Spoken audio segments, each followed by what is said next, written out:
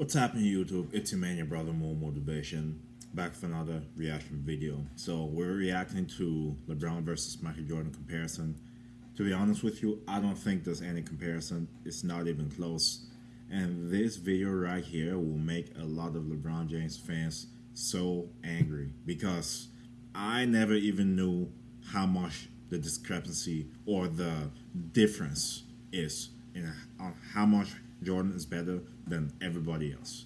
But anyway, today specifically Jordan versus LeBron. I'm gonna react to it, look at it, and be logical about it because it totally makes sense. Whoever made this video, I'll link this person down below. Excellent work. Let's check this out. Let's react.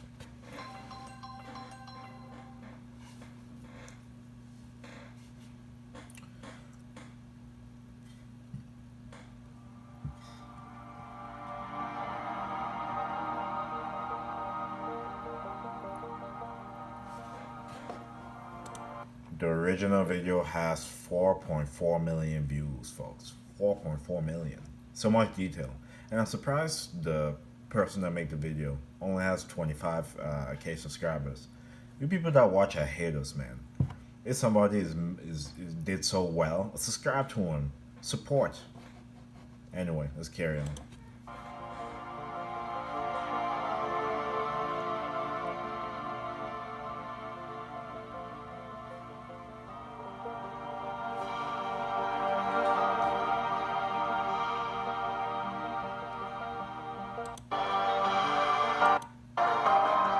LeBron versus Jordan. It's a debate that has captured the public's attention for the last several years, especially after this moment in 2016, when LeBron James beat the Golden State Warriors to win the third championship of his career. In LeBron's own words, that one right there made me the greatest player of all time. That's what I felt. I was like, imagine Kobe saying that. Bird, Magic, Isaiah, all those guys. Imagine any of them saying, I'm the best player ever after I won 3 rings. You can't respect that. A leader doesn't say, oh, I'm the best. I'm better than 95% of everyone else. Let your subordinates praise you. Self-praise yourself behind closed doors and to push yourself while you're working out or something to improve yourself. Don't publicly say, oh, I'm the best player in the league. What kind of humility is that? That's not even confidence, that's insecure. that one right there made you the greatest player of all time. but did it? Is everything since that moment simply icing on LeBron's cake? Or is LeBron destined to finish his career in Michael Jordan's shadow? We've all heard the arguments from LeBron supporters, He's bigger, he's stronger, he's faster, he's more durable. and from Jordan supporters. Michael Jordan was merely 6-0 with 6 MVPs in the finals. And to be honest, the thing with the Jordan fans also saying just the 6 rings, just the 6 finals MVPs, that's not it. That's not just it. This video will show you why and how. But the GOAT debate isn't as simple as the pundits make it seem. There are a number of factors relevant in determining the greatest basketball player of all time. In fact, I would say there are 5 things that really matter when determining the GOAT of any sport. These criteria are, in no particular order, accomplishments, longevity, winning, statistics, and what we'll refer to in this video as the eye test. And to be the GOAT, you don't need to be the best in any specific category, but you need to be pretty good across the board. So simply winning 7 championships, like Robert Horry did, isn't enough to get you into the conversation. When we're finished with this video, it'll be plainly obvious that one guy comes out on top. But before we get started, I want to clarify that this is not a comparison of legacies. It's about who was the better basketball player. If we were talking about legacies, Jordan's is nearly untouchable. Not only did he lead basketball to global popularity, he helped transform Nike into an empire. Change the way play. Bro, look what I have on right now. Look what I have on right now. Like, it just changed. It changed the game so much. If it's someone that changed the game, it's Michael Jordan. So much. So much. It's not even like close, man.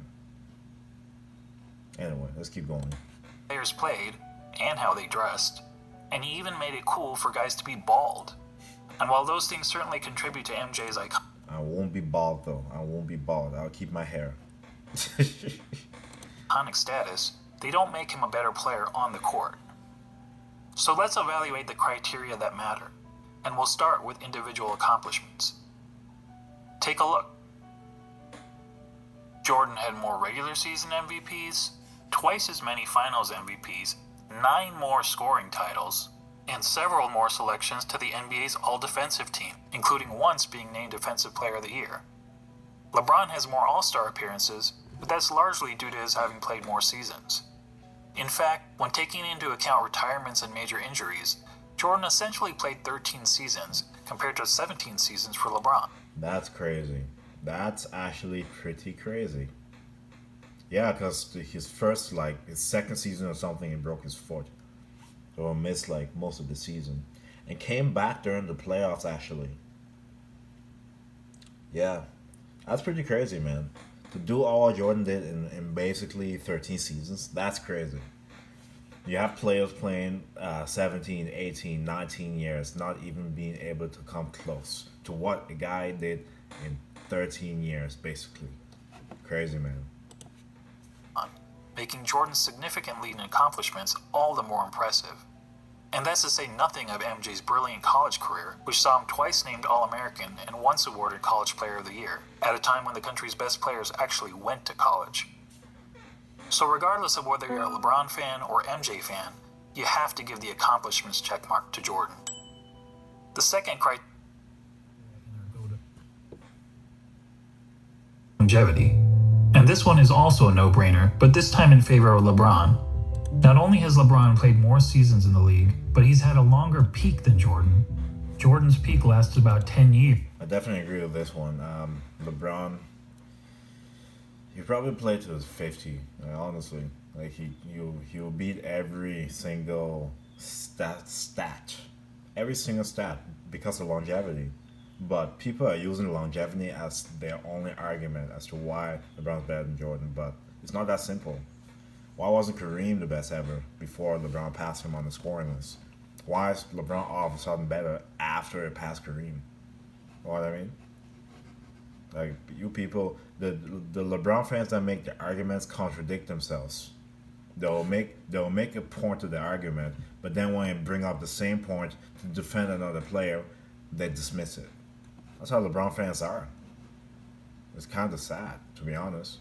Like, I'd rather see a non-LeBron and Jordan fan making the judgment because there won't be any biases. You know what I mean? Be able to look at data and actually, see the difference between facts and opinions. All right? If you think LeBron's the best, it's an opinion. It's not a fact. You'll see the facts here. LeBron's peak has lasted 16 years and is still going. And he's been incredibly durable during that time, missing significant time to injury only in 2019. That said, the claim that LeBron has been much more durable than Michael has been a bit overblown. Consider that Jordan played in at least 80 regular season games 11 times in his career, including all 82 games an incredible 9 times. Compare that to LeBron, who played in at least 80 regular season games just twice, and in all 82 games just once. So both LeBron and Jordan get high marks for their durability. But durability aside, the bottom line is that LeBron has sustained his level of excellence for a much longer period of time than Jordan, which puts the longevity checkmark squarely in LeBron's corner. For the fan! For freedom! To the third GOAT criteria, winning. Man, this is a masterful video so far. Very well explained, very detailed, very good reasons why or why not. Excellent work. As we all know, Jordan won 6 championships. LeBron has won 3. Jordan is 6-0 in the NBA Finals. Well, LeBron won 4. I think this video was like 2 years ago, so. LeBron is 3-6. Yes, LeBron has made the finals 9 times compared to only 6 times for Jordan. But let's not pretend that making the finals is the same thing, or even close to the same thing, as winning a title. Take a prime example from another sport, the Buffalo Bills. They're the only team in NFL history to appear in 4 consecutive Super Bowls. But is there a single player or fan of that team that wouldn't trade all 4 of those appearances for just one Super Bowl win? Frankly, talk to any fan whose team lost the season's final game and ask them how they felt afterward. Almost universally, their feelings are of sadness, anger, and disappointment. And that's just the fans. For players, those feelings are only magnified. Listen to Charles Barkley talk about losing in the NBA Finals. And I was just in shock when it was over because I was frustrated because I couldn't wheel my team past Michael and the Bulls. And first of all, I don't think I've ever gotten over it, number one. But that was traumatic, and it's painful. So we can all stop with this false equivalence between winning the championship and finishing runner-up. In the words of Herm Edwards, and the thing about LeBron fans, oh, he made it to the finals 9 times, he made it 10 times to the finals. Did he win? Did he win? If he lost, how did he lose? If 4 or 5 of the finals are either sweeps or being kicked out in 5 games, how competitive were you really?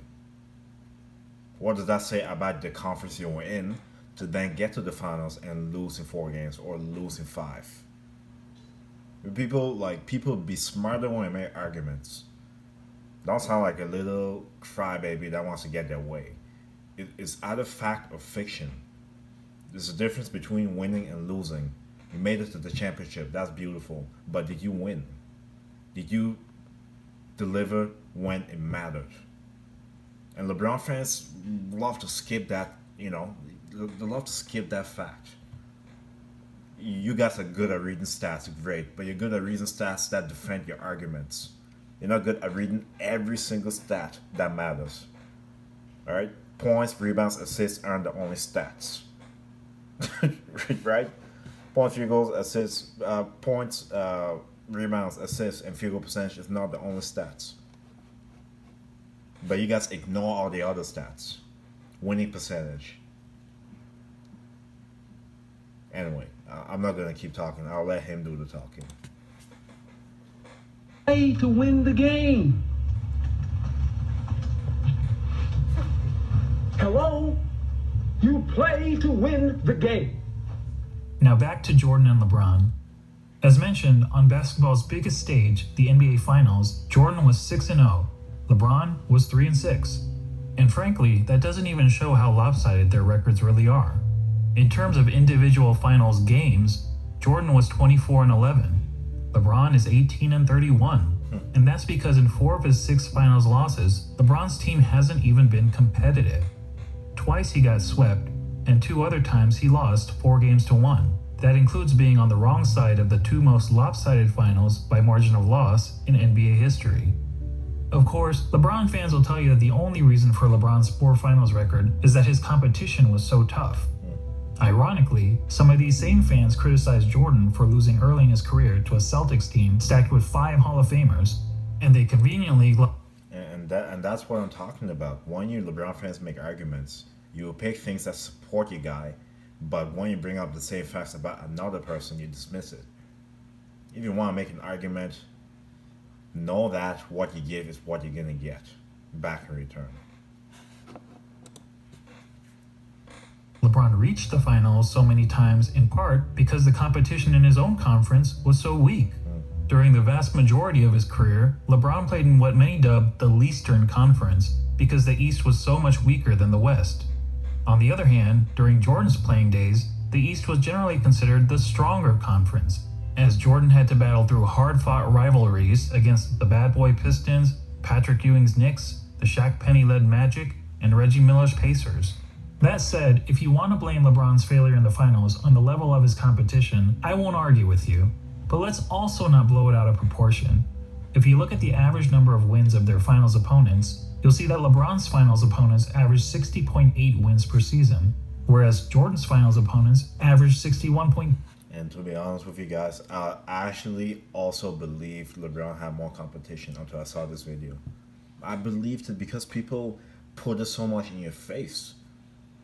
If more people actually did research, we will realize that the media is pushing you what they want you to believe. LeBron didn't have more competition.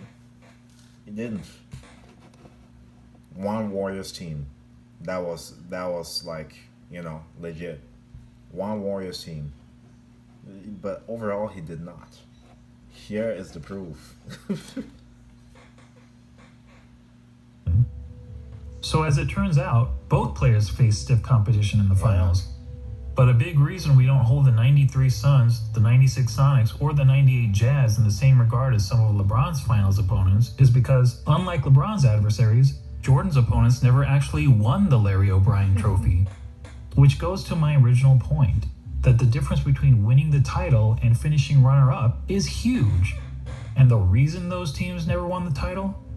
This guy. Look, I'm not trying to say that Jordan's opponents were as good as the Warriors teams that LeBron faced 4 times in the finals. The truth is that Jordan never played a juggernaut quite like that. But there's a pretty good reason for that. Jordan's Bulls were the juggernaut. They were the team winning 70-plus games. They were the team with the target on their back every year. And as the Warriors showed us, that's not an easy place to be. As great as the Warriors were, they were never able to string together 3 consecutive championships. Jordan's Bulls did it twice. So what's the greater achievement? Beating the juggernaut or being the juggernaut? Or to be more specific, beating the juggernaut 1 time out of the 4 times he faced them? Or being the juggernaut year after year after year? And then doing it again year after year after year? There's no doubt that... Did I see that correctly? Well, averaging 41 in the finals.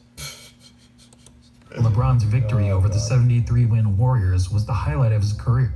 But it's not the first time that an underdog has won the championship. And there actually have been much bigger underdogs who ended up winning the title. Yeah. But how many times have we seen a player lead his team to 6 championships? LeBron was never an underdog, man. We gotta stop with this crap. You have stacked teams, so you're expected to win. And what makes it worse is you go in the finals 10 times and you lose 6 times with stacked teams. When did Jordan ever have 2 second options that can both go off for 30-plus points at any given? When did Jordan ever have that? Scottie Pippen was there, but other than him, who else? Who else? Do you have Ray Allen, one of the best shooters ever on the squad? Ray Allen led the league in, or led the NBA all time in 3s at a time. Like how Chris Bosh was averaging 24 points a game before he got to Miami on Toronto Raptors. And then you had that in Miami, Dwayne Wade and Chris Bosh, and they come to Cleveland, have Kevin Love. Kevin Love averaging like 26 points before he came to play with LeBron. Kyrie is, Kyrie. And now he's with Anthony Davis, one of the best power forwards in the game for the past 10 years. Averaging nearly 30 and 10. Like, what more do you need as your teammates but for you to get to the finals and not deliver, and you praise for it? It's a joke. It's a joke. Prior to Jordan's Bulls, only Bill Russell's Celtics ever accomplished that feat in the NBA, when they incredibly won 11 championships in 13 seasons. However, back then, there was an average of less than 10 teams in the league, and only a couple rounds of playoffs, so it was considerably easier to win a title. And no player, not even Bill Russell, ever had a run of winning 25 of 26 playoff series, as Michael Jordan did. And Michael's pattern of winning goes beyond the NBA. Let's not forget that Jordan has never won anything but gold in the Olympics, and he also earned an NCAA championship, in which he hit the first of 2 iconic championship-winning shots in his career. All that is to say, when it comes to winning, the checkmark clearly goes to Jordan. Wealthy person or a wealthy family or a jet owner, like, I got a jet, I'm sorry, You ever done that, seen that, and wondered, what would they... Go away, Grant. To the 4th GOAT criteria, statistics. This one is a bit more complicated.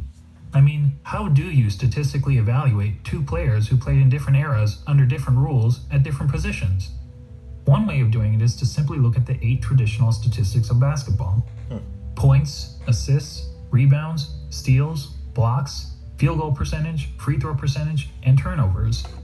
And we'll focus. And LeBron fans only focus on points, assists, rebounds, and field goal percentage. They don't focus on everything on the list, which is very sad. Stats rather than cumulative stats, since cumulative stats such as total career points and total career assists really speak to longevity, which is already its own category of the GOAT analysis. Per game stats, on the other hand, is more of an apples to apples comparison.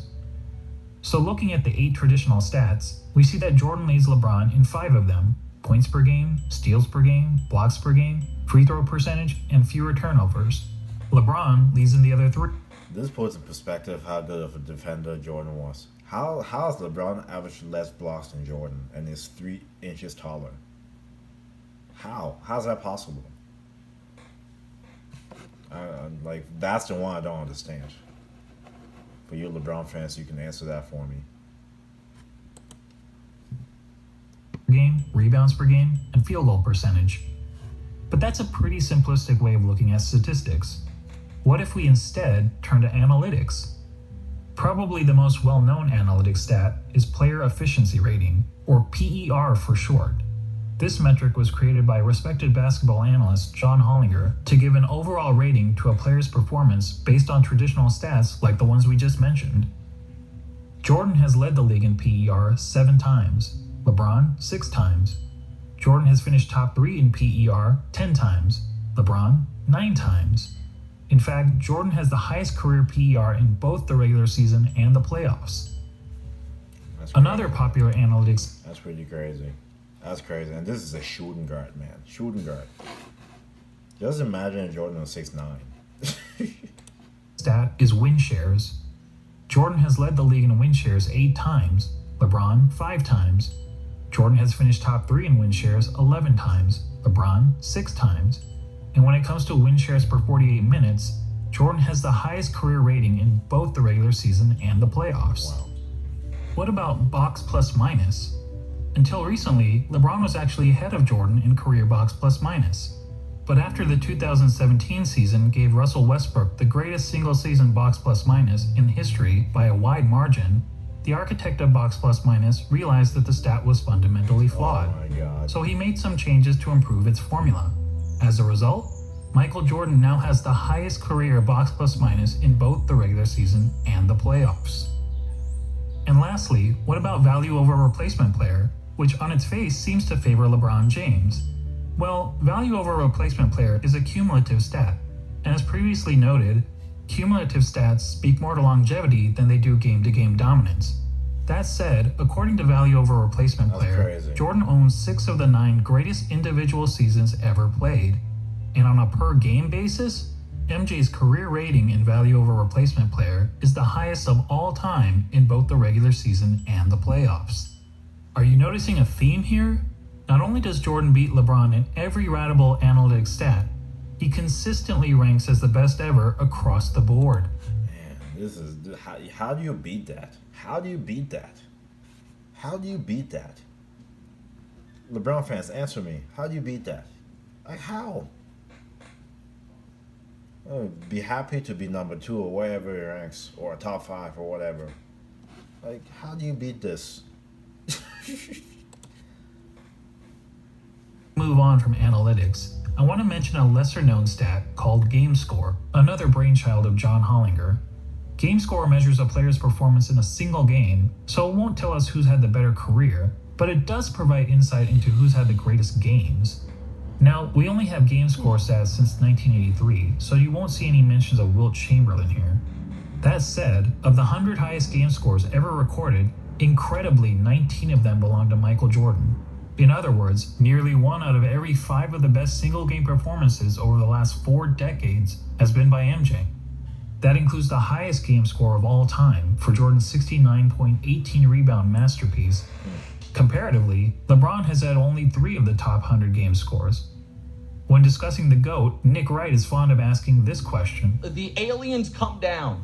You have 1 game to save humanity. Who's your... And this Nick Wright guy, they need to get rid of him, man. Like you're terrible. You have terrible takes. Terrible takes. You're not good at reading stat sheets, and the problem is that's your only job. Your job is to look and read and see what you see. You choose the ones that support LeBron. You don't choose to look at every single stat. And that is why this video is so good. It shows you everything people don't look for. Right? History of the world. Well, Nick, I think we have our answer. Now that I've finished drowning you in numbers, let's be real. Hardly anyone watching this video knows how to calculate PER, win shares, box plus minus, value over a replacement player, or game score. And why should you? This is basketball, not Goodwill Hunting. So let's go back to the traditional stats that we all know and understand. But this time, let's add context to them. What do I mean by context? Well, some positions are simply better than others at racking up certain stats. Let's take rebounding as an example. In a vacuum, if we simply compare the number of rebounds per game of Brook Lopez and Jason Kidd, we might think that Lopez was the better rebounder. The truth is, relative to their positions, Lopez is statistically one of the worst rebounding centers in NBA history, whereas Kidd is statistically one of the best rebounding guards in NBA history. But even a poor rebounding center can grab more rebounds than a great rebounding guard solely by virtue of their roles on the court. That's so true. So it makes sense that, to understand the context of a player's stats, we should compare them to the respective positions that they played. When comparing LeBron James to the other small forwards who have played at least 500 NBA games, this is where he ranks. Overall, that's pretty impressive. Now let's see how Jordan compares to all shooting guards who have played at least 500 NBA games. As good as LeBron is compared to other small forwards, Jordan is on another level when compared to other shooting guards. He's darn near the top of every major statistical category, and there isn't a single category where LeBron is better than MJ relative to his position, other than assists. Yeah, and I will say this, LeBron is like his passing level, Jordan doesn't have that kind of passing level. That's the only thing I'll say about LeBron that he has over Jordan. Longevity and passing ability. Core vision, we want to call it that. But other than that, there is nothing else. Nothing. Jordan is more athletic. Jordan had a 4-foot vertical, 48 inches. He's just not as tall as LeBron or as muscular. But like the only thing LeBron has is durability, longevity, and core vision. Those things he has over Jordan, yes, I can agree with that. So to sum up statistics, whether comparing traditional stats or analytics, and especially when judging these players in the context of the positions they played, Jordan has a noticeable edge over LeBron. As such, we have to give the check mark to Jordan. Yeah.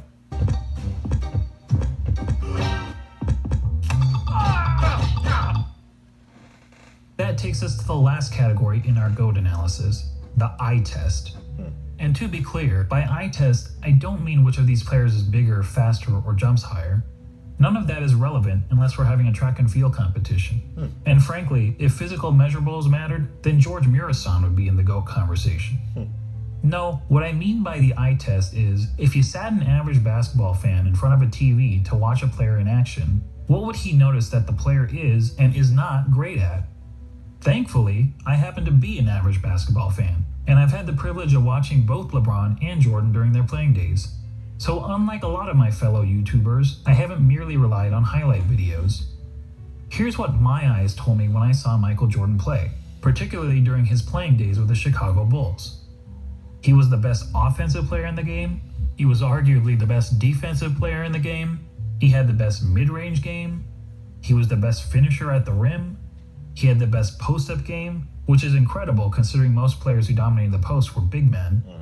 He was widely considered the most clutch player in the game. He was regarded by opponents as the fiercest competitor on the court. He was regarded by teammates as the hardest worker in practice. And when all was said and done, amongst the other stars of his generation, he was the greatest winner. Now, when you're playing against the elite of the elite athletes of the world, to be the best at any one of those things is pretty remarkable. But to be the best at all of them, I tell you it's impossible, but for the fact that we saw Michael Jordan do it. And when it comes to the GOAT debate, that's the biggest hurdle facing LeBron. He's basically being compared to a guy who was great at everything and practically had no weaknesses. Seriously, judging by the eye test, what's the worst thing we could say about Michael Jordan's game? Can't shoot three. Probably that he wasn't a very good three-point shooter. Yeah. Jordan shot 33% from beyond the arc in an era when the average player also shot 33%. So when it came to three-point shooting, he wasn't good, he wasn't bad, he was just average. Yeah. But remember that Michael played in an age when the three-point shot wasn't a big part of the game. During Jordan's years, teams averaged only 9.5 three-point attempts per game, and Michael himself attempted less than 2 threes per game. And if being an average three-point shooter is a weakness of Michael's game, well, then we also have to call it a weakness of LeBron's game. The difference is that LeBron plays in an era where the three-point shot is a huge part of the game. During the years in which LeBron played, teams attempted on average over 21 threes per game. And LeBron himself averaged... Think about that for a second. That's almost 3x the amount of before. 2.5x the amount of before. That's crazy. Teams go from averaging 9 to averaging 20, 21 threes a game. Sheesh, that's a big difference. That's at least 10 to 20 points more on average. Whew. Three-point attempts per game, or 2.5 times as many as Jordan. Despite the increased emphasis on threes, LeBron's career shooting percentage from beyond the arc is only a hair better than Jordan, at 34%. Yeah. And it's actually slightly below his peers, who averaged 35% from three during his era. But to reiterate, being an average three-point shooter was by far the worst part of MJ's game. Yeah. For LeBron, it's not even close. LeBron, in fact, has 4 major weaknesses as a basketball player, each of which is readily apparent to anyone who has actually watched him play. First, he's not a good free throw shooter. For his career, LeBron has shot around 73.5% from the free throw line. That's what I don't get. How you not a good free throw? He can make some threes. How can you not make free throws? I never understood that. And I don't understand why it flops so much also. Those are the two things I don't understand about LeBron. You're big, you're strong, you're fast. You don't need to flop. And you sure as hell don't need to be missing so many free throws. You know what I mean? Anyway, let's carry on. Poor for a player who handles the ball as much as he does. In fact, many analysts point out that at the end of games, LeBron shies away from driving to the basket because he's afraid of being sent to the line. I don't know whether that's true, but what I do know is that the odds of LeBron hitting 2 consecutive free throws is statistically not much better than a coin flip. Jordan, on the other hand, shot a solid 83.5% from the free throw line during his career. 10%. And MJ never shied away from contact at the end of games. LeBron's second weakness is that he's an inconsistent defender. Sure, he's had some years where he was elite defensively. That's what makes me angry, man. LeBron has all the capabilities to be like a defensive player of the year. Seriously. But the effort is there sometimes when he wants to make a highlight like this. But it's not there throughout the game. Evidenced by his numerous selections. Like if you're a LeBron fan, sometimes you're angry at him for not. I don't know how to really explain it. Because he's the most gifted player of all time. I'll admit that, but to an extent, he can make you. I used to be a LeBron fan too back in the day. It made me so mad I had to move forward. Defensive team, but he's also had several years where he's practically been a liability on the defensive end. Compare that to MJ, who during his Bulls days was a consistently elite defender. In fact, Jordan is the only player to rank in the top 5 amongst all guards in both steals per game and blocks per game for his career. Additionally, Michael led his position in defensive win shares practically every year that he played for the Bulls, an incredible 10 times. LeBron, comparatively, has led his position in defensive win shares on just 4 occasions, and in 5 of his last 7 seasons, he didn't even crack the top 10 at his position in defensive win shares. Now, some will excuse LeBron's recent fall-off on the defensive end as a byproduct of his resting on defense so that he can have more energy on offense. Oh, stop it. The basketball is both defense and offense. And we can debate the merits of that strategy. But resting on defense is not something Michael Jordan was ever accused of doing. Heck, even as a 40-year-old, he was busting his tail on the defensive end. But what about the notion that LeBron's been the more versatile defender?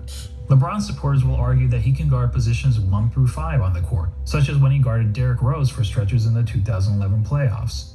But LeBron's guarding the opposing team's point guard or center isn't something that happens very often. In fact, during his career, LeBron has spent less than 5% of his total minutes guarding the opposing players 1 or 5. So the versatility argument is highly exaggerated. And look, when it comes to versatility, Hometown Buffet may have a more versatile menu than Spago. That doesn't make it a better restaurant. LeBron's third weakness is that he's not a very good shooter. And this is a pretty significant flaw for someone claiming to be the GOAT. I mean, shooting the ball is the quintessential skill in the game of basketball. It's the part of the game that everyone practices, whether on the playground, at the YMCA, or in the NBA. Now, some people will contend that LeBron is actually a better shooter than Jordan because he has a better career field goal percentage. And yes, LeBron's career field goal percentage is 50.4% compared to Jordan's 49.7%. But recall what I said about placing stats into proper context. Exactly. To help us understand context when it comes to shooting, allow me to introduce DeAndre Jordan and Tyson Chandler. We all know that DeAndre and Tyson were great rebounders and defenders. But what if I told you that they were also two of the greatest shooters of all time? That would be certifiably crazy. Yeah. Yet if you look at all the shooting metrics, field goal percentage, effective field goal percentage, true shooting percentage, both of these guys rank near the top in NBA history. Yeah. Of course, there's an obvious reason for that. As we all know, both DeAndre Jordan and Tyson Chandler take a lot of their shot attempts on dunks, layups, and putbacks, which are extremely high percentage shots. Well, guess what? So does LeBron James. In fact, every single year of his career, the shot that LeBron James has taken the most has been within 0 to 3 feet from the basket. In other words, dunks, layups, and putbacks. More than 1 of every 3 of LeBron's shots has been within this point-blank range, which is aided by his playing in an era where it's been relatively easy to get to the rim, particularly when compared to the physical era in which Jordan played. And just like every other player, LeBron is really effective from 0 to 3 feet, hitting over 73% of these shots. But how does LeBron fare from outside this range? According to basketballreference.com, LeBron's shooting percentage from outside 3 feet is 37.5%. It's even poorer in the playoffs where he shoots 35.9%. And it gets even worse in close and late situations. In the last 2 minutes of LeBron fans get angry right now, I know, because the truth. It's the truth. You know what I mean? It is what it is. I'm glad I'm not a LeBron fan anymore. games where the score is within 5 points, LeBron hits only 31.7% of his jumpers. Look, it doesn't take a rocket scientist to know that these numbers aren't very good, which is probably why in the 2013 finals, the Spurs' defensive strategy against the Heat was to basically dare LeBron James to shoot. And keep in mind, this was against LeBron in his prime. Can you imagine an opposing coach using a similar strategy against MJ? Now, LeBron actually credits the Spurs for forcing him to work on his jump shot, but it's not as if his results have gotten much better since then. Here's LeBron's shooting percentage from outside 3 feet over the last 6 years. Yikes. Well, I'll give him this, he is consistent. For comparison, consider that in the last year of Michael Jordan's career, as an aging player on the Washington Wizards, Jordan shot close to 42% from outside 3 feet. While that's certainly not great, it means that even as a 40-year-old shell of his former self, Jordan was still a better shooter, a far better shooter than LeBron James. Unfortunately, Basketball Reference doesn't have advanced shooting metrics from Michael's Bulls days, when he was a significantly more efficient scorer. But few would argue that Michael was anything but a lethal jump shooter when he was wearing red and black. Jesus. When it comes to shooting, all of us can recall practicing shots on the blacktop, counting down 3, 2, 1, before launching a shot at the rim. Well, if you were pretending to be LeBron James, you'd brick almost 2/3 of the time. Actually, that's not entirely true. If you were playing against a countdown, it would be much, much worse. Man, this video. Very, very good work, this person. Very good work. Leads me to the last major weakness of LeBron's game. His performance, or more accurately, lack of performance, in the clutch. Remember when people were praising LeBron for making a couple of buzzer beaters in the playoffs 2 years ago? They used these stats to claim that LeBron was better in the clutch than Jordan. But look at these numbers carefully. What stands out to you? How about this? People were using a sample size of less than 1 shot per season to make the case that LeBron was more clutch than Jordan. That would be the equivalent of polling just 100 people in the country to try to predict the winner of the next presidential election. So let's use more telling stats, shall we? Here's a situation that's often used to determine a player's clutchness. 5 seconds to go in the fourth quarter or overtime, and your team needs a bucket to either win or tie the game. It answers the age-old question, who do you want taking the last shot with the game on the line? It turns out that in the regular season and playoffs combined, LeBron has taken 94 such shots. That's a pretty good sample size. And how many of those 94 shots has LeBron made? 19 maybe? 19. Okay. Good For a guess. shooting percentage of 20. How did I know that? How did I know that? I'm not a LeBron fan. No. How did I know that? 19. Okay. Let me repeat that. 20%. Guys, that's not bad in the clutch. That's atrocious. Michael Jordan in the same situation shot roughly 50%. Yes, that's right. Jordan's performance under pressure was the same as it was throughout the rest of the game. And that, my friends, is the definition of clutch. So there you go. When it comes to the eye test, our eyes tell us that one player, Michael Jordan, is great at everything and has practically no weaknesses. And the other player, LeBron James, while also having a ton of strengths, has several obvious flaws to his game. And when all is said and done, after analyzing the 5 key factors of being the GOAT, Jordan gets 4 check marks to LeBron's 1, making this GOAT debate, well, not much of a debate at all. Yeah, it's not a debate.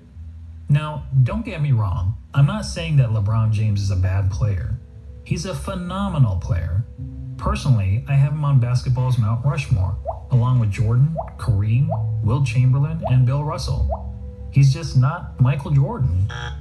And just to underscore how good MJ was, let's ignore LeBron and Jordan for a minute and focus on the other 3 players highlighted here, Kareem, Wilt, and Bill Russell. Most would agree that these are the 3 greatest centers in NBA history, and each of them has a strong case to justify his standing among basketball royalty. Wilt is an all-time great because he was an offensive force of nature, and he holds a ton of NBA records. Russell is in the conversation because he was a dominant defender and a perennial champion. Kareem also led his team to numerous titles, and in terms of individual awards and accolades, was the most decorated of the 3. Not to mention, he had the NBA's most unguardable shot. Now imagine a center that had all the best qualities from these 3 titans. A player like that would be the basketball equivalent of Thanos. Now add to that player the highest level of intangible attributes, such as a tireless work ethic, unmatched killer instinct, and an ability to deliver in the clutch. And now you'd essentially be looking at Thanos with all of the Infinity Stones, and no one would question whether this player was the greatest of all time. But the truth is, we don't have to imagine such a player. That player already existed. He just happened to... That is ridiculous, man. That's ridiculous. That's ridiculous. I just wish Jordan played for like 20 years. Then all this debates would be shut down. Not a center. When you think about it, Michael Jordan is the real-life version of an overpowered video game character. He had all the qualities we look for in a superstar athlete, and he had it in spades. He's basically Babe Ruth, if Babe Ruth played defense like Willie Mays. Anyway, I'm gonna make sure to link it down below, but you saw it, LeBron fans. You gotta see it for what it is, Be happy being number 2, number 3, whatever LeBron's at, but there's no player better than, no. It's just, no. No, there's a lot of things in that video I didn't know myself, and I take ownership for being ignorant and not actually digging into it as well. Just saying that Jordan is the best without actually knowing why, but we know why now. We know why, and it's not even close. But anyway, Thank you for coming back to my channel. If you're here for the first time, consider hitting the subscribe button. I'm not here to hate on anybody. I'm just here to do reactions. So I do sports beginning of the week, midweek I do fitness, weekends I do anime, movies, and all that fun stuff. Like always, get better every day, optimize yourself. I'll see you next video. God bless you.